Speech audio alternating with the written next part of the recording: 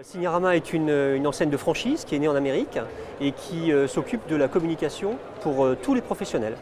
C'est ce qui nous anime donc. Ce sont des produits qui sont faits sur mesure à chaque fois par nos franchisés, la plupart du temps produits sur place. Et ce sont des produits qui, effectivement, dans un marché B2B, sont porteurs de valeur parce qu'à chaque fois, ce sont des investissements pour nos clients.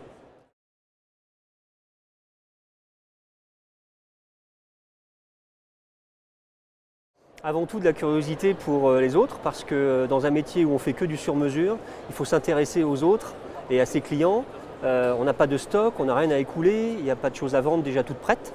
Donc découvrir, comprendre, utiliser son cerveau pour avoir un peu d'imagination et puis prendre du recul avec une relation très égale parce qu'on est entrepreneur et qu'on va voir d'autres entrepreneurs dans des métiers différents.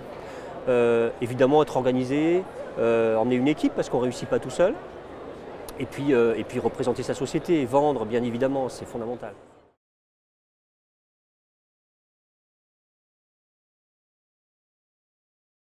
Alors en termes de financiers, le droit d'entrée est de 36 000 €.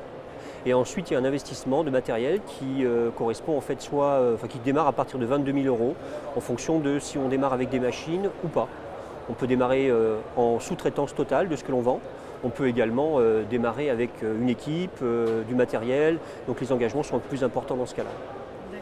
L'apport personnel en fait se résume pour démarrer à 40 000 €. On peut monter un peu plus en fonction de l'ampleur des choses.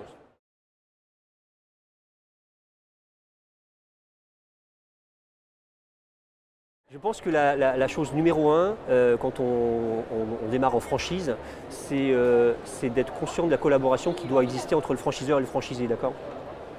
On doit choisir un secteur, on doit choisir une zone, on doit choisir un potentiel, mais avant tout, ce qui va driver les choses dans la durée pour que ça marche, c'est la relation avec la personne avec qui vous allez collaborer, et donc de bien s'entendre avec son franchiseur. C'est réciproque de notre côté.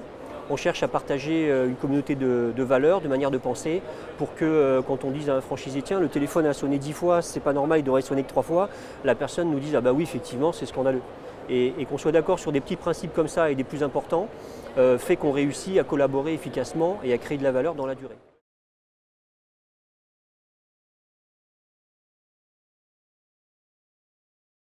Très bien, on a effectivement une sorte de chronologie qui commence au-delà des premières rencontres avec le principe de faire une réservation sur une zone et donc de là, sans s'engager à un contrat de franchise, étudier de bonne foi comment va se passer ce grand puzzle entre le lieu, le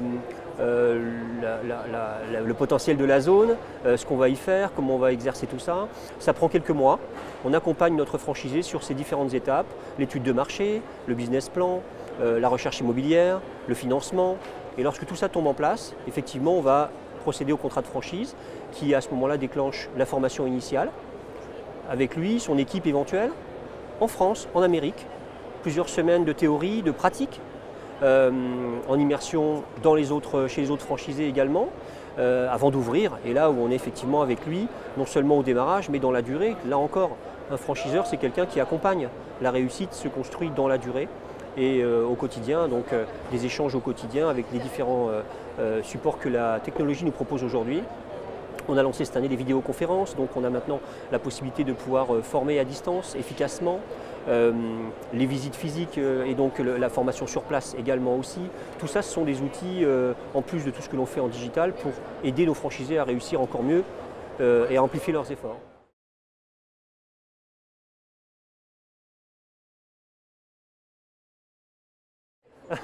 Croissance et croissance. On a une très belle année 2016, de très belles perspectives 2017. On passe aujourd'hui les 40 franchisés, on imagine bien se projeter à 45 ou 50 cette année. De la croissance en chiffre d'affaires qui vient à la fois de la réussite locale de chacun de nos franchisés, qui s'amplifie avec les outils commerciaux et leur efficacité, mais aussi une équipe grand compte qui permet de parler à des interlocuteurs plus importants, plus structurés, qu'on peut un peu moins bien faire quand on est indépendant, enfin quand on est franchisé localement quelque part. Tous les outils que l'on lance sur Internet, notre site Internet renouvelé, notre intranet, tous les outils que l'on a, de formation, d'accompagnement, tout ça, c'est une sorte de grand cocktail qui fonctionne et qui a bon goût.